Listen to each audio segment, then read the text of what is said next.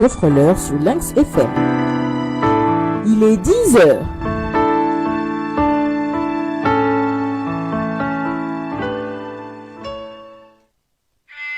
Vous voulez être au cœur de l'actualité sociale, politique, économique, culturelle et sportive, c'est dans Œil de l'Inde. Alpha Condé est aujourd'hui un dictateur. Il nous impose un régime dictatorial. Nous sommes dans une situation exceptionnelle aujourd'hui. Nous n'avons plus d'Assemblée nationale. Le mandat en République de Guinée est renouvelable une seule fois.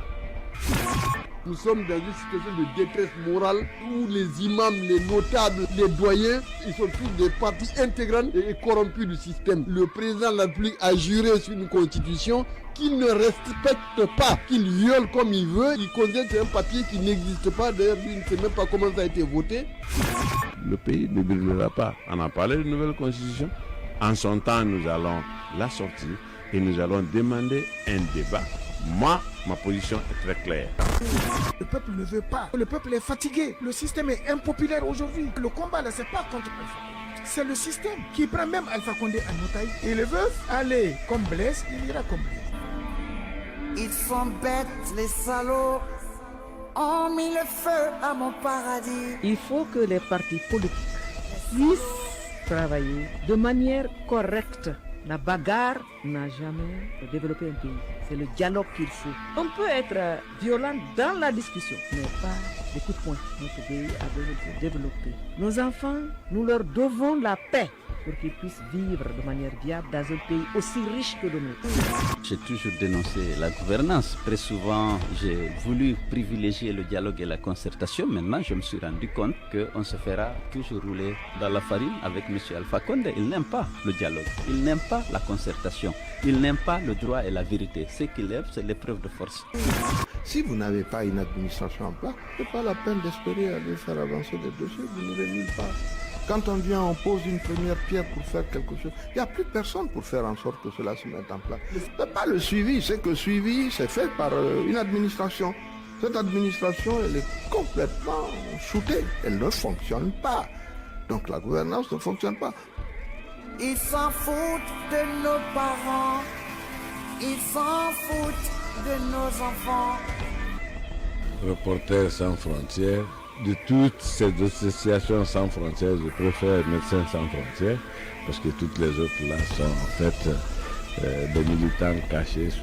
Je m'en fous de ce que Reporters sans frontières va écrire, etc. ou les autres. C'est pas eux qui disent la Guinée. Moi, je n'ai aucune crainte des organisations internationales. Ils n'ont qu'à écrire tout ce qu'ils veulent. Je dis aucun journal. Je ne vais pas sur Internet et je n'écoute pas les radios. Monsieur le Président de la République, évitez toujours les dérapages vers les chemins interdits en démocratie et en bonne gouvernance. Gardez-vous de succomber à la mélodie des sirènes révisionnistes, car si le peuple de Guinée vous a donné et renouvelé sa confiance, il demeure cependant légitimement vigilant. Les salauds ont mis le feu à mon paradis. Ces salauds ont mis le feu au paradis. Votre actualité, c'est dans Œil de l'Est.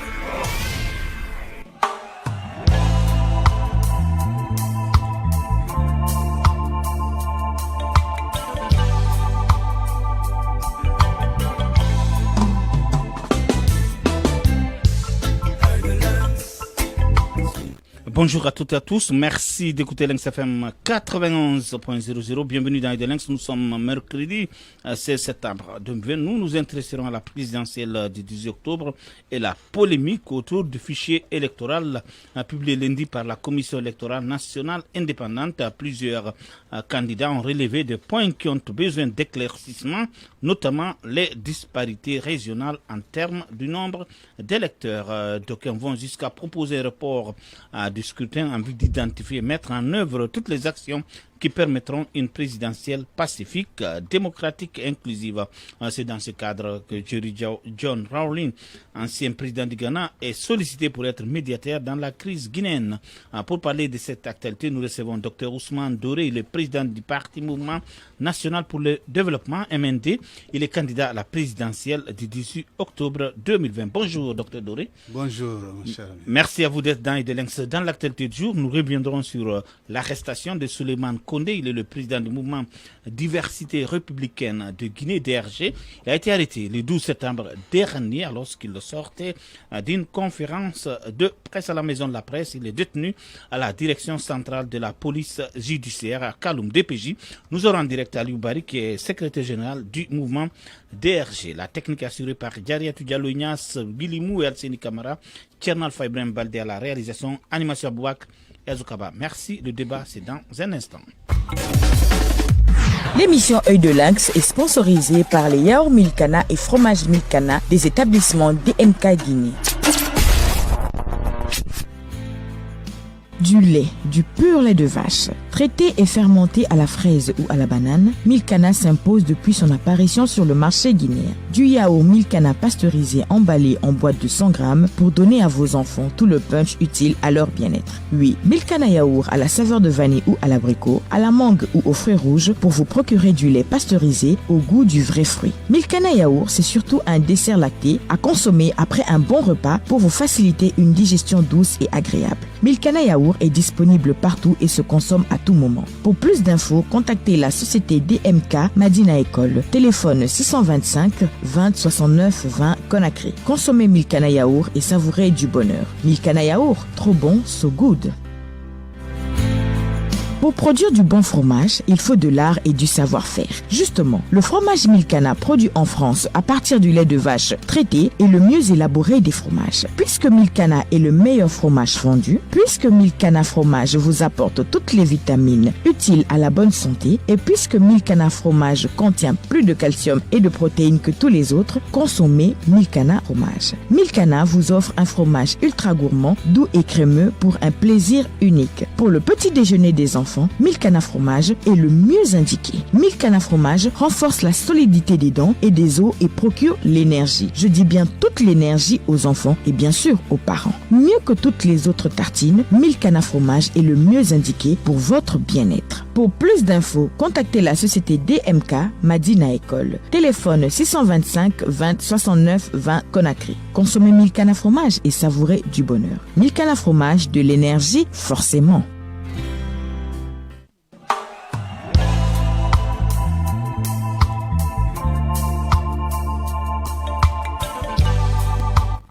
Docteur Ousmane Doré, président du mouvement national pour le développement MND, avec nous dans Œil de Lynx. Il est candidat à la présidentielle du 18 octobre. Vos SMS au 669 911 911. Vous pouvez nous suivre en direct sur www.facebook.com/lynxfm91.00, www.lynxfm.net et sur Canal Plus en Afrique au numéro 552.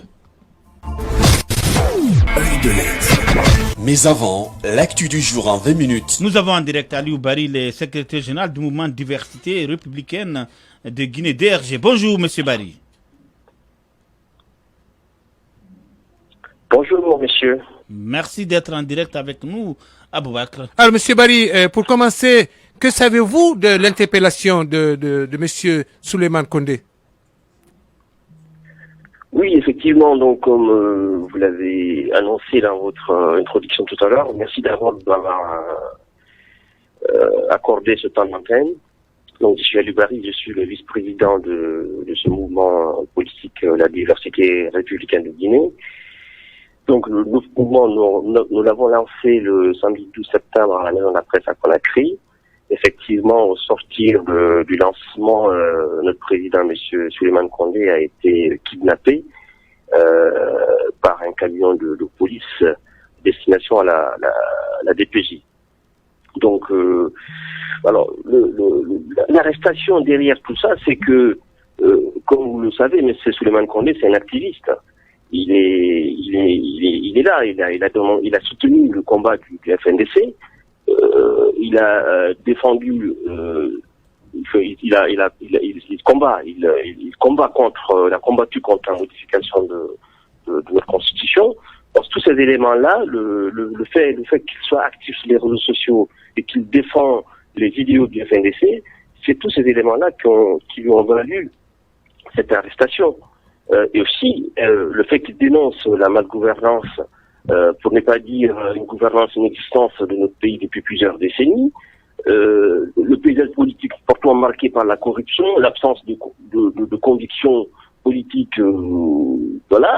50 ans d'injustice et de division ethnique, plusieurs décennies de corruption, de détournement de deniers publics et de mauvaise gouvernance. Tous ces éléments-là, on lui envoie une interpellation. M. Souleymane Kondé a justement exprimé ce qu'il pense. C'est une atteinte à la liberté d'expression, cette arrestation de M. Souleymane Kondé. Oui, mais vous étiez... La façon dont il a été arrêté, parce que c'était un kidnapping, il n'y a pas eu de convocation, ni rien. Il a été arrêté en pleine circulation. Vous étiez à Conakry, vous étiez à la conférence de presse, selon ce qu'on a appris. Je ne sais pas si vous le confirmez. Non, j'étais sur Conakry. Vous étiez à Conakry. Lors du lancement du mouvement politique. Voilà, et juste après, vous avez utilisé le terrain. Vous avez laissé votre président ici dans des difficultés, vous avez pris votre avion et vous êtes parti.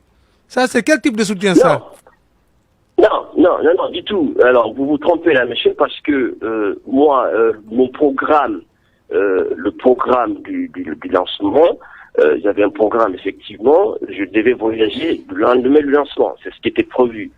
Et les membres du bureau exécutif, nous sommes réunis après le lancement, nous avons validé, effectivement, plusieurs rentres comme c'était prévu. Donc, j'ai pas laissé le président en difficulté. Je suis en contact tous les jours avec le président via les avocats.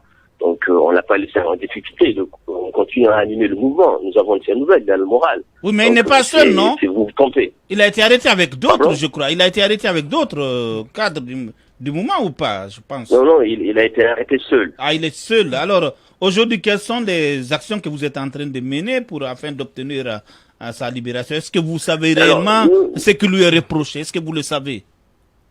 Nous avons un pôle d'avocats qui s'est saisi du dossier et nous avons confiance à la justice de ce pays. Je veux me réserver le droit de faire des commentaires sur un dossier judiciaire en cours d'instruction. Donc j'ai confiance, nous avons confiance à la justice de ce pays et nous attendons et on continue à nous battre parallèlement pour obtenir la libération de notre président. Oui, mais en attendant, comme le président est arrêté, le vice-président est en exil, qui est là pour continuer le mouvement? Parce que le mouvement, lui, devrait continuer quand même. Nous avons les membres du bureau exécutif sur le terrain qui continuent à animer le mouvement, au siège du mouvement. Mais on ne les entend pas, Depuis son arrestation, depuis qu'il a été arrêté, nous on entend. Personne ne parle, ce sont ses avocats. Voilà. Et on a hier Maître Béavogui, mais les autres cadres du mouvement, on ne les entend pas. En tout cas, à l'INCFM, nous ne les avons pas entendus. Non, le mouvement il est animé sur le terrain et puis sur notre page Facebook. Donc il y a une animation là-dessus derrière. Donc le mouvement continue à exister, mais l'objectif principal au jour d'aujourd'hui, c'est d'obtenir la libération du président du mouvement. Et parallèlement, nous continuons à l'animer par tous les moyens à disposition, à la fois à notre page Facebook et puis sur le terrain. Oui, mais alors d'ici là, en France, vous êtes en France, quelles sont les démarches que vous menez de ce côté aussi, pour voir comment parvenir à toucher les grands lobbies pour la libération de votre président? Non, nous avons saisi toutes les autorités compétentes de la France et puis des États-Unis pour demander l'appui de ces autorités-là pour obtenir la libération pure et simple du président. Donc nous menons les démarches sur le terrain, à la fois en Europe et puis aux États-Unis. Et si ça se corse, est-ce qu'on peut s'attendre à votre retour, un billet d'avion pour revenir en Guinée, continuer la lutte en attendant la libération de votre président? Bien sûr que je me prépare pour le retour. Bien sûr que je serai sur le terrain dans pas très longtemps pour continuer le combat sur le terrain, puisque le combat, il est mené sur le terrain, pas en Europe. L'avenir de la Guinée, c'est souvent en Guinée. Je vais juste revenir sur ma question. Vous n'avez pas répondu. Quels sont les faits à lui reprocher par la direction préfectorale de la DPJ? Vous savez, c'est un dossier judiciaire. On ne peut pas commenter les décisions judiciaires, monsieur. Non, il ne s'agit pas de commenter. Qu'est-ce qu'on lui reproche? Confiance à la justice. Monsieur Barry. Vous ne m'avez pas compris. J'ai dit, qu'est-ce qu'on lui reproche? Les gens disent qu'il a publié quelque chose sur sa page. On lui reproche d'avoir dénoncé la malgouvernance, d'avoir dénoncé les 50 ans d'injustice et de division ethnique de notre pays, d'avoir défendu le combat du FNDC. C'est tous ces éléments-là, c'est tous ces éléments qu'on lui reproche. Est-ce qu'il n'a pas pris un risque? Est-ce qu'il n'a pas pris un risque en venant en Guinée, dans un contexte où il savait déjà qu'il était ciblé par les autorités? On ne prend jamais un risque. On ne prend jamais un risque en rentrant dans son pays d'origine. C'est tout à fait normal de rentrer dans son pays d'origine. Mais peut-être le moment, est-ce que le moment était bien choisi pour venir créer un mouvement comme ça en Guinée? C'est vrai que c'est pas un mouvement. Il n'y a pas de moment dissuasif dans un pays normal, dans un pays démocratique. Non, notre pays est normal, c'est un pays normal. C'est un pays démocratique. On peut à tout moment venir défendre son combat, défendre ses idéaux. On ne peut pas choisir un moment pour dire que c'est pas un moment propice, c'est un moment électoral. Non. Le moment, il est bien choisi. Et quel appel nous travaillons sur ce projet. Peut-être je veux juste savoir, puisqu'il y a des candidats, on en a 12 pour cette présidentielle. Quel est votre regard sur cette élection? Est-ce que votre mouvement va soutenir un candidat ou pas? Notre mouvement politique, nous ne sommes pas candidats aux élections présidentielles de nous le savons. 2020. Nous n'accompagnons et nous ne soutenons aucun candidat à ces élections. C'est notre objectif au jour d'aujourd'hui, c'est de faire connaître notre mouvement pour l'avenir.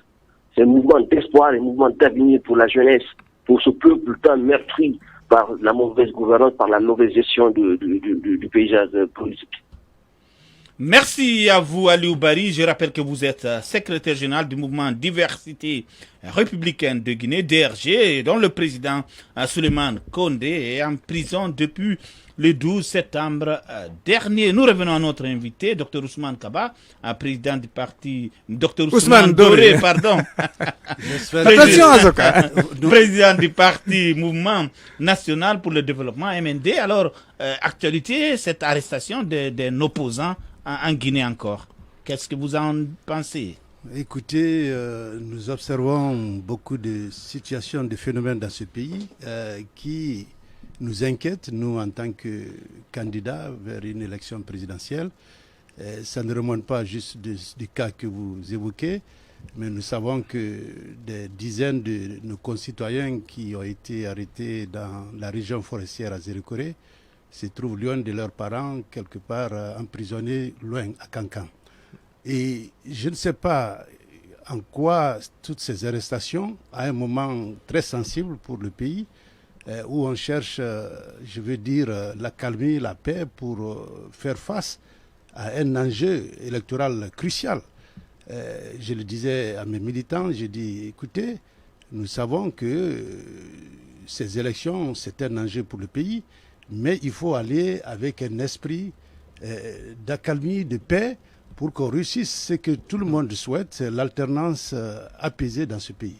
Voilà donc au cœur de tout ça, ces arrestations ne viennent pas conforter les acteurs que nous sommes. Mais à peine vous marquez vos premiers pas en politique, vous avez déjà décidé d'être candidat à la présidentielle du 10 octobre.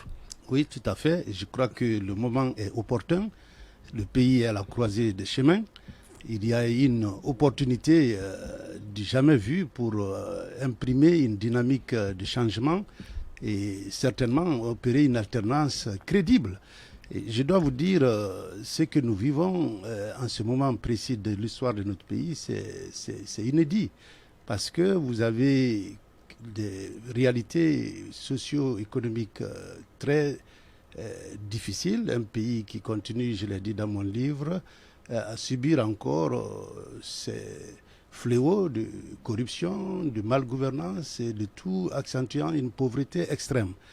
En même temps, on assiste à un quasi-blocage dans le dialogue politique ici, des acteurs qui ne se parlent pas, et on arrive à une échéance électorale aussi importante. Et on dit que le dialogue n'est pas au rendez-vous. Il y a des signes annonciateurs que ce sont des élections qui pourraient ne pas être acceptées par tous. Et je crois que ça demande l'implication de chacun et de tous. Et quant à moi, j'ai dû simplement faire l'analyse de cette situation depuis mon temps dans les institutions financières, le regard critique que j'ai porté et m'a amené nécessairement en politique. Et je dois dire que la politique, c'est ouvert à tout citoyen qui veut contribuer à l'évolution de sa société. Voilà donc mon appel, l'appel auquel je réponds du peuple pour venir m'engager dans cette course présidentielle.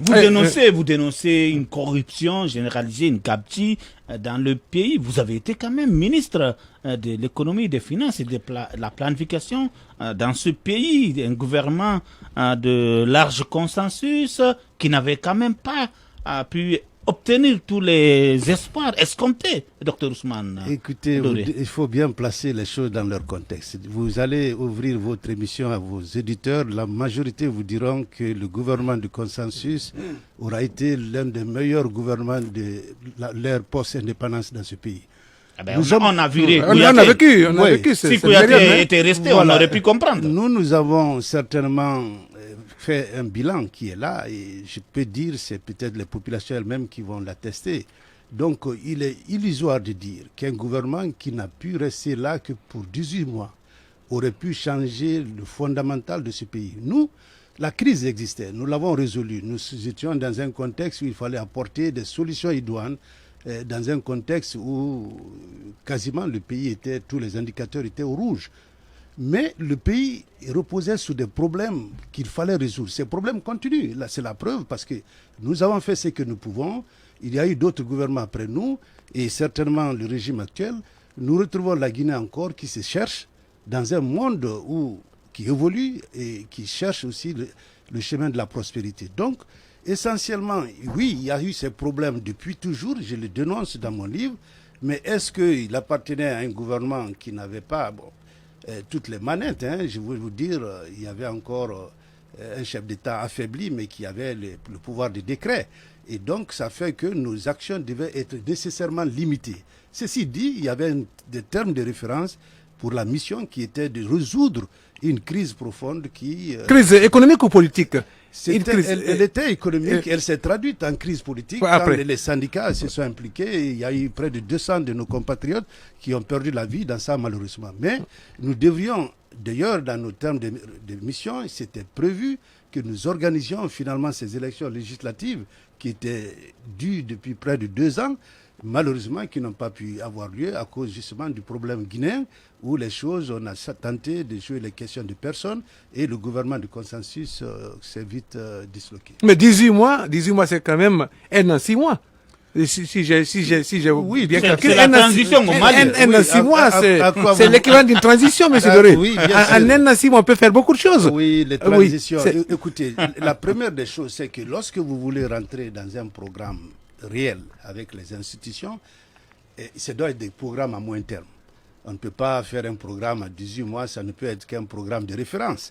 Mais les programmes triennaux, ce sont des programmes dans lesquels on bâtit beaucoup de réformes. Parce que les réformes, ça prend du temps, il faut aussi ajuster les comportements. Donc 18 mois, bien sûr, c'est pour régler une transition politique, oui, c'est suffisant, mais pas pour régler les questions fondamentales qui peuvent permettre à un pays de prendre le chemin de l'émergence. Ce n'est pas possible. Nous avons couru après le point d'achèvement. Parce que le point d'achèvement devait être un point critique d'effacement de la dette publique de notre pays et qui devait libérer des ressources immenses pour permettre d'attaquer les questions cruciales d'éducation, santé et même d'accès à l'eau. Sur le plan économique, qu'est-ce que vous aviez réussi alors en 1 an 6 mois? Parce que les gens n'ont pas de compteur, comme ils disent. C'est qu'il n'y avait pas beaucoup à se mettre sous la dent. Je peux passer tout mon temps à vous parler de mes succès. J'étais au cœur d'ailleurs de cet ajustement. C'est bien de le rappeler puisque vous êtes candidat à une présidentielle. Ministre de l'économie, des finances et de la planification. La première des choses, on peut parler par exemple de la stabilité macro. L'inflation, nous l'avons contenue. On est passé de 40% à près d'un chiffre, 9 ou 10% au moment où j'ai quitté. Mais une stabilité macro où les populations ne mangent pas à leur faim, qu'est-ce que ça rapporte? Non, justement, c'est là où je vous challenge. Parce que vous n'êtes pas allé demander les femmes qui, au marché Avaria, vous diront que l'époque du gouvernement du consensus, le panier de la ménagère était vraiment allégé ici. Ça veut dire quoi? On avait reçu une sorte d'amélioration, une appréciation du taux d'échange, le franc guinéen, qui a fait que, puisque la plupart des denrées, c'est des denrées importées, et ces femmes-là se retrouvaient même dans des conditions où les prix de certains denrées avaient baissé. Donc ce n'est pas les indicateurs quantitatifs qu'on peut mettre en exergue. Par exemple, le renflouement des caisses de la Banque centrale, les questions de gestion macroéconomique, budgétaire, politique monétaire, mais l'impact sur les populations. Et c'est de là où nous tirons notre fierté d'avoir contribué à relever de tant soit peu le niveau de vie des Guinéens pendant une courte période. Et maintenant, vous pouvez dire, est-ce que la pauvreté a baissé de 10 points ou de 6, etc. Les mesures de la pauvreté, c'est sur une période quand même.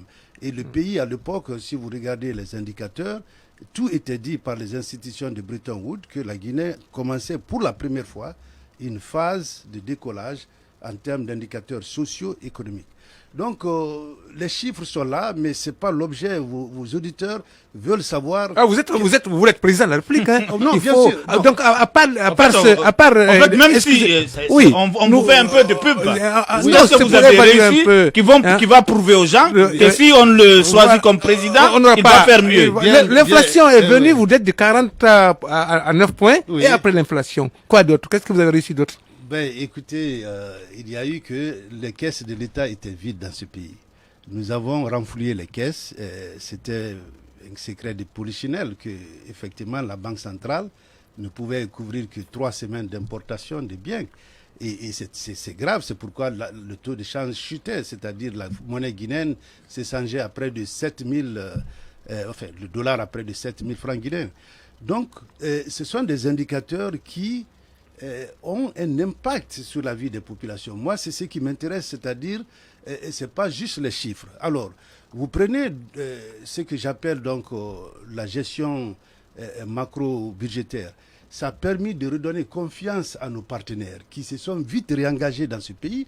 Le pays quasiment était un pays isolé sur le plan. Moi, j'étais au Fonds monétaire, je savais, le dossier de la Guinée n'était nullement, ne pouvait jamais aller au conseil d'administration.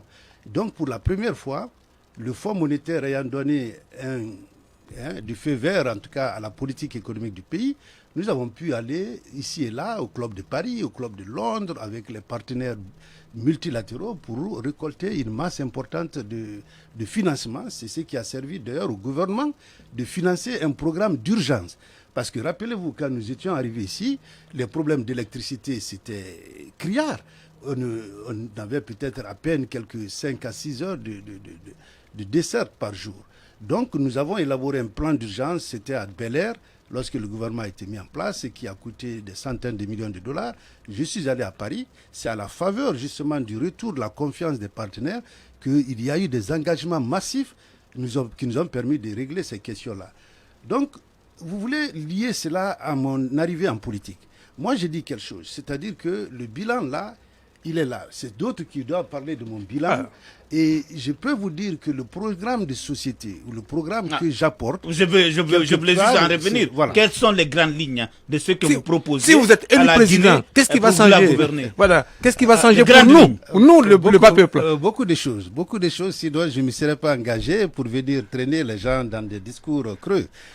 Je viens avec une riche expérience. J'ai élaboré un programme qui comporte 6 piliers. Ce projet, je le partage avec la presse lorsqu'ils vont lancer les campagnes.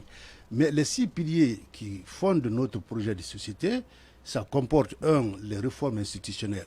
Je le dis parce que pour nous, la stabilité politique et institutionnelle est au cœur de tout programme de développement. Je ne peux avoir tous les meilleurs programmes du monde, j'en parlerai tout à l'heure, mais si la stabilité institutionnelle n'est pas au rendez-vous, comme on l'observe, on a tendance à le voir ici, vous comprenez bien que c'est eux. Donc il y a ça, il y a un pilier sur ça. Il y a un pilier sur la gouvernance économique. C'est là où nous parlons des questions macroéconomiques, ce que nous voulons apporter. En quoi le pays là peut créer l'environnement macroéconomique nécessaire pour imprimer une dynamique de croissance soutenue à long terme. Il ne s'agit pas d'avoir des taux de croissance de 6%, 7% aujourd'hui. Ce qu'il faut, c'est une croissance à long terme. Ah, c'est trop technique pour nous. Hein. Voilà. C'est quoi un environnement macroéconomique pour l'homme de la rue? Bon. Qu'est-ce que c'est quoi? Bon, écoutez, oui. Parce que on ne comprend pas. C'est juste, vos éditeurs ont besoin de plus de langage. Simplicité, de langage plus simple. Tout à fait. Quand je dis croissance, je veux dire la richesse que nous créons. Et cette richesse, encore, faut-il la partager? Je ne m'arrête pas sur les chiffres. Quand je dis on a augmenté notre croissance d'une année, nos richesses d'une année à l'autre à près de 10%. Et si ces 10% sont allés à ces élites ou à ces individus qui sont tapis dans une administration corrompue et pas au service du développement, dans ces conditions, il y a la pauvreté qui continue. Donc, c'est clair que notre programme sur la stabilisation macroéconomique, il y a le volet de la prospérité partagée, c'est-à-dire la croissance, ensuite cette croissance qui est inclusive et qui fait un ruissellement sur les autres. L'autre pilier, c'est en fait le développement des infrastructures. Je suis parti de mon constat et autres que ces pays, le retard que nous accusons et qui se reflète sur le développement du secteur privé d'ailleurs, c'est le manque criard d'infrastructures. Donc nous avons un volet là-dessus. J'ai les corridors routiers en Guinée ici que nous avons ciblés, que nous allons réaliser au cours des 2 mandats, parce que nous visons ça, mais nous nous engageons sur un mandat parce que nous sommes dans une démocratie. Donc l'énergie, qui est aussi un secteur clé, vous savez bien, on a déjà lancé les programmes d'infrastructures au niveau des barrages électriques. Nous allons poursuivre cela puisque le concours à lui seul, ça fait 6 000 mégawatts. Nous n'avons avec Swapiti Kaleta qu'environ 700-800 mégawatts au maximum. Donc il y a une capacité à générer là. Donc notre programme prévoit la poursuite du développement de ces barrages hydroélectriques, mais aussi des mini-barrages comme on peut en avoir un peu partout en région forestière, à Kankan par exemple.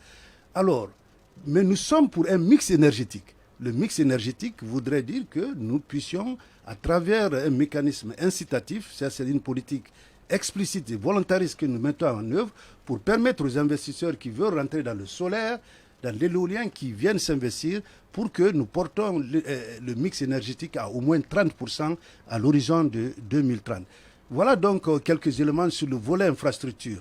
Il y a 3 autres piliers, je peux vous dire, l'appui au secteur porteur de croissance. Le tourisme, il est quoi ici? Un secteur abandonné, alors qu'on peut créer la richesse dans ce secteur-là. La Guinée a un vaste potentiel de l'écotourisme qui n'est pas aujourd'hui valorisé. Donc il y a d'autres piliers, bien entendu, sur les questions je veux dire, d'amélioration des conditions de vie des populations. Et c'est de là nous parlons de la problématique de l'emploi jeune et de l'autonomisation des femmes qui sont tous au cœur de ce projet de société. Dr Ousmane Doré, président du Parti Mouvement National pour le Développement, avec nous dans Œil de Lynx. On marque une courte pause. On se retrouve dans une poignée de secondes. Œil de Lynx. Pour produire du bon fromage, il faut de l'art et du savoir-faire. Justement, le fromage Milkana produit en France à partir du lait de vache traité est le mieux élaboré des fromages. Puisque Milkana est le meilleur fromage fondu, puisque Milkana fromage vous apporte toutes les vitamines utiles à la bonne santé et puisque Milkana fromage contient plus de calcium et de protéines que tous les autres, consommez Milkana fromage. Milkana vous offre un fromage ultra gourmand, doux et crémeux pour un plaisir unique. Pour le petit déjeuner des enfants, Milkana fromage est le mieux indiqué. Milkana fromage renforce la solidité des dents et des os et procure l'énergie. Je dis bien toute l'énergie aux enfants et bien sûr aux parents. Mieux que toutes les autres tartines, Milkana fromage est le mieux indiqué pour votre bien-être. Pour plus d'infos, contactez la société DMK Madina École. Téléphone 625 20 69 20 Conakry. Consommez Milkana fromage et savourez du bonheur. Milkana fromage, de l'énergie forcément. Du lait, du pur lait de vache, traité et fermenté à la fraise ou à la banane, Milkana s'impose depuis son apparition sur le marché guinéen. Du yaourt Milkana pasteurisé emballé en boîte de 100 grammes pour donner à vos enfants tout le punch utile à leur bien-être. Oui, Milkana yaourt à la saveur de vanille ou à l'abricot, à la mangue ou aux fruits rouges pour vous procurer du lait pasteurisé au goût du vrai fruit. Milkana yaourt, c'est surtout un dessert lacté à consommer après un bon repas pour vous faciliter une digestion douce et agréable. Milkana yaourt est disponible partout et se consomme à tout moment. Pour plus d'infos, contactez la société DMK Madina École. Téléphone 625 20 69 20 Conakry. Consommez Milkana yaourt et savourez du bonheur. Milkana yaourt, trop bon, so good. Précédemment, ils étaient 4 dans les bouquets Canal+. Ligue 1, Première Ligue, Liga et Serie A. Pour cette nouvelle saison, un invité surprise arrive dans l'aventure.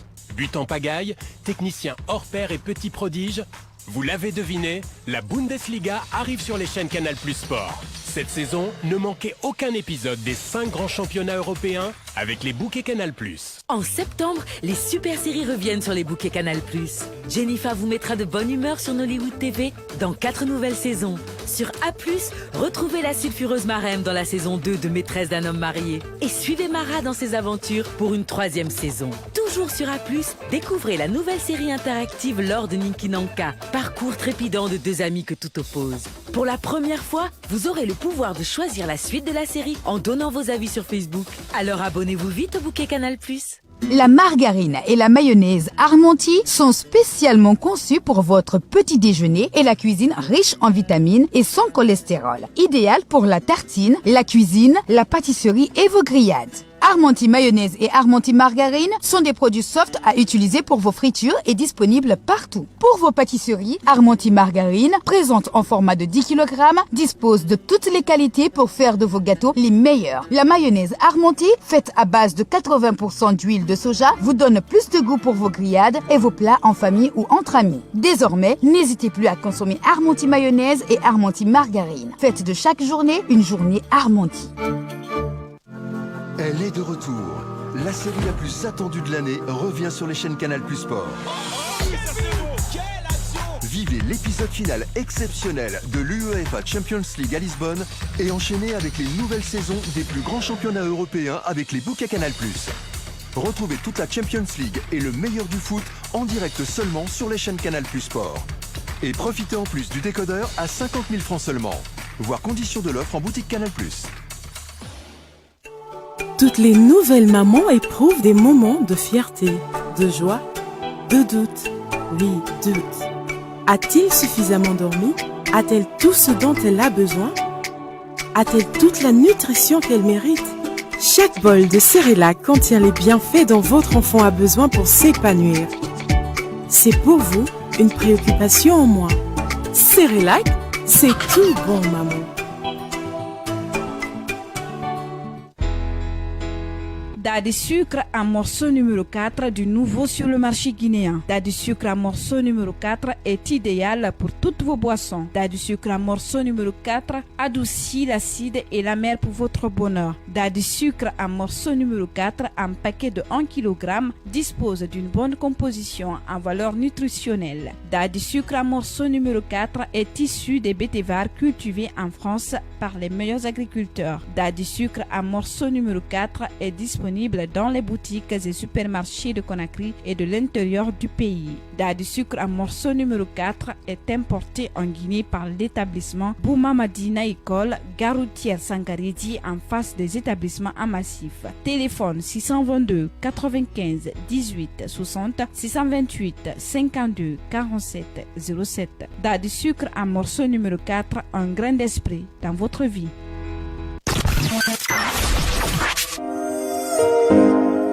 Épanouissement sexuel, problèmes de couple, santé sexuelle et reproductive, maternité, dialogue, partage, relations humaines. On parle de tout, sans tabou, mais dans le respect absolu.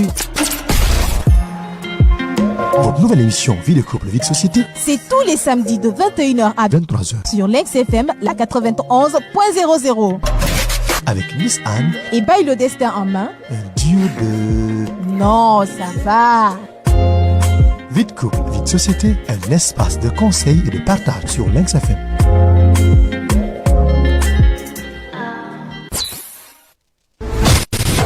Œil de Lynx. Vous avez le savoir-faire? Nous allons le faire savoir.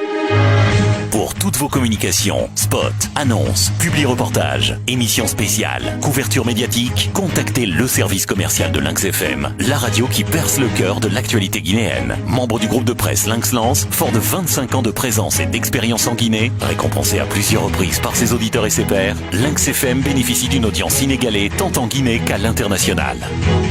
Décideurs, jeunes actifs, intellectuels, de 16 à 75 ans, nous portons votre message à travers le monde.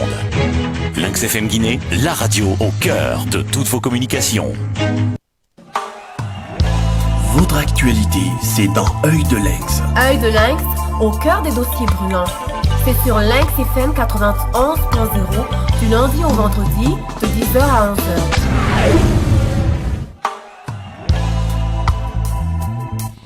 Vous êtes sur LynxFM 91.00, vous nous suivez sur www.lynxfm.net et facebook.com/lynxfm 91.00 en direct. Dr Ousmane Doré, président du parti Mouvement National pour le Développement, avec nous dans Lynx. On était sur les grandes lignes de votre projet pour gouverner la Guinée. Si vous êtes élu en tout cas le 18 octobre, mais est-ce que tout ça c'est quantifié? Est-ce que vous savez combien ça va coûter ceci ou cela? Oui, bien entendu, on a une idée sur l'ordre de grandeur, mais il faut quand même retenir ceci, c'est que les programmes que nous proposons, vous prenez le volet infrastructure, les financements ne sont pas nécessairement des financements publics. Nous avons par exemple des échangeurs ou des routes, des corridors que nous proposons et qui devraient faire l'objet de financements privés, c'est-à-dire que par une structuration PPP. Et c'est en cela que la situation PPP, c'est quoi? Partenariat public-privé. Voilà, pour les auditeurs. Voilà, je veux dire, nous sommes le seul pays, bon, pas le seul, hein, il y en a plein, mais il y a beaucoup de pays déjà qui ont introduit ces mécanismes pour le développement des infrastructures. L'État, lui seul, ne peut pas... Nous voulons une infrastructure, par exemple, une autoroute, je veux dire, autoroute à proprement parler, 2x2 ou 2x3, qui partirait de la côte jusque dans le pays profond, qui peut régler toute la question infrastructurelle de ce pays. Parce que les autres voies, comme si vous arrivez à Mamou, vous avez une autre voie qui vous amène à Labé, vous êtes à Kankan, vous pouvez brancher de Kankan sur Mandiana ou Sigiri, à Zérekore, vous avez des embranchements. Donc, mais une telle infrastructure, on a fait un costing, hein, je n'ai pas les chiffres devant moi, on peut avoir un débat là-dessus, mais vous verrez que 80% d'un tel projet, nous l'avons mis sur le côté privé. Parce que l'État doit pouvoir essentiellement intervenir pour essayer, par exemple, dans le cadre du péage, dire si le coût du péage est au niveau du revenu disponible du Guinéen, l'État interviendra. C'est pourquoi il y aura toujours des liabilités comme un contingent liability. Je ne vais pas rentrer dans les détails techniques, mais je vous dis clairement, le coût total de ces projets, c'est plus d'une dizaine du PIB guinéen. Donc ça vous dit que si vous avez un PIB de la Guinée qui se situe aux environs de 12 à 15 milliards, nous sommes à près de 80 milliards pour réaliser une bonne partie de ce programme-là.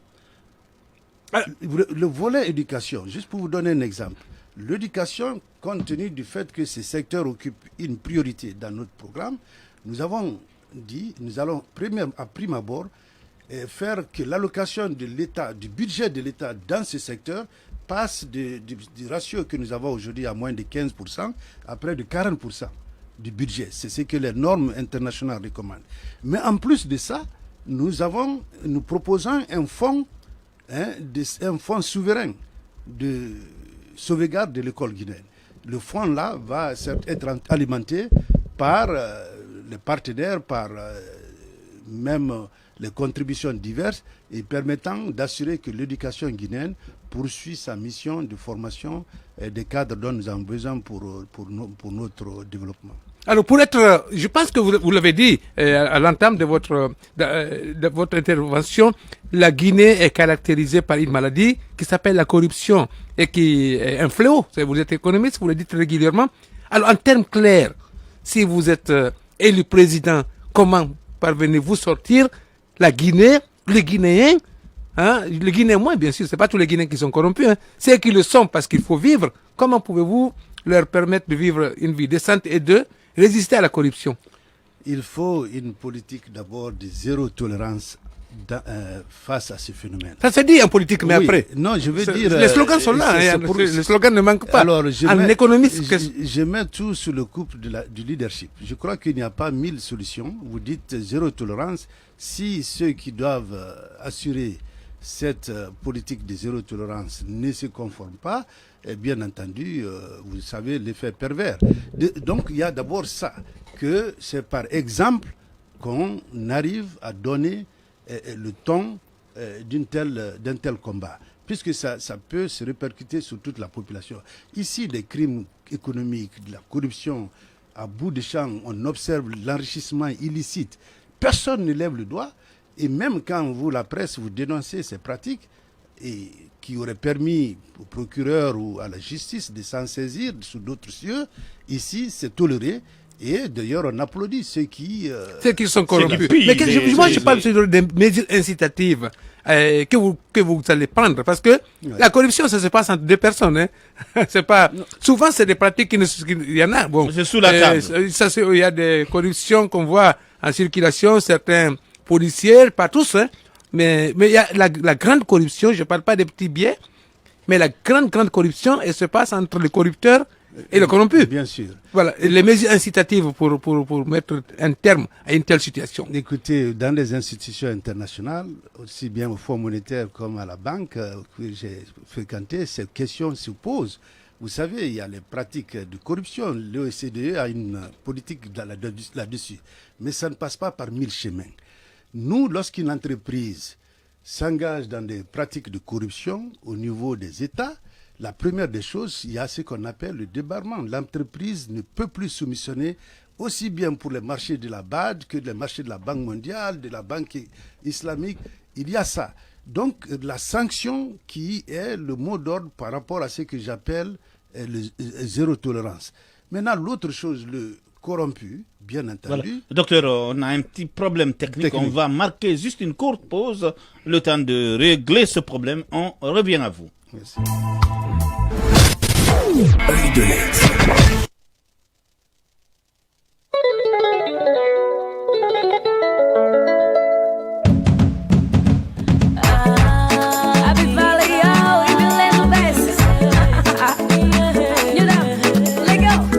La Guinée, Sénégal, c'est l'Afrique qui gagne. Ça y est, je t'aime un point, c'est tout.